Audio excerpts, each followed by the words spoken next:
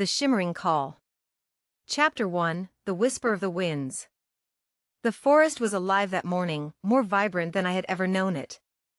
The golden sun kissed the dew on the leaves, turning them into tiny prisms of light, and the air carried a faint chill, a whisper of seasons changing.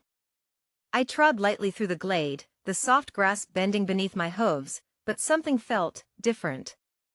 For as long as I could remember, the windgrove had been my sanctuary, a place where the world's noise faded into the gentle hum of nature.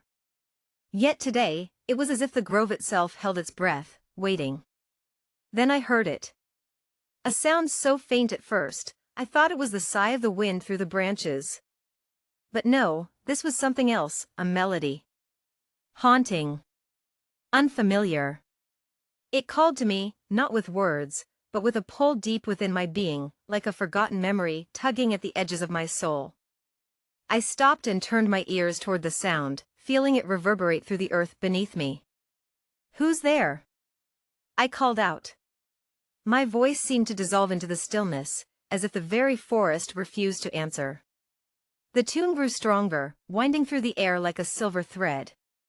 It wasn't the kind of sound one simply hears, it was the kind one feels, as though it seeped into my bones and wrapped itself around my heart. I took a step forward, then another, following its pull. "Stay within the glade," the luminaries always said. "The Veiled Glen lies beyond, and nothing good ever comes from crossing its border." But this melody, it came from there, I was certain of it. I paused at the edge of the grove, where the familiar world ended, and the shadows of the glen began. Mist coiled around the trunks of ancient trees, their gnarled branches reaching out like twisted arms. I should have turned back. Every instinct told me to retreat. And yet, I stepped forward. What is this place? The air was colder here, heavier, as if I had crossed into another realm entirely. The melody seemed louder now, weaving through the mist, drawing me deeper into the unknown. I stopped beneath an ancient oak, its bark dark and cracked with age. There, nestled in the roots, was something glinting in the dim light. My breath caught as I lowered my head to examine it.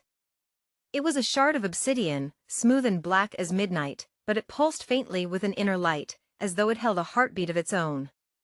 And then it happened. The melody stopped. The silence was deafening, a weight pressing down on my chest. And in that stillness, a voice not my own, whispered. "Astraea, the path has been opened." I dropped the shard in shock, but it didn't fall, it hovered, spinning slowly in the air before me, its light growing brighter. A wave of energy surged through me, filling me with both wonder and dread. Who had spoken my name? How did they know me? I tried to back away, but my hooves refused to move. The shard's light pulsed again, brighter this time, and I saw something in my mind, images flashing like fragments of a dream. A kingdom shrouded in darkness. A gate sealed with ancient magic.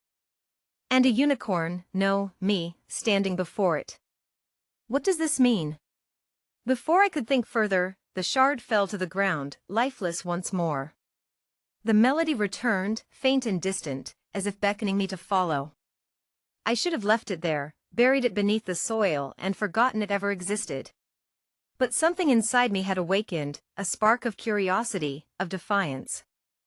And so, I tucked the shard into the satchel slung across my flank and turned toward the Veiled Glen. The whisper of the winds had found me, and I could no longer turn away. Whatever lay beyond, I had to know the truth.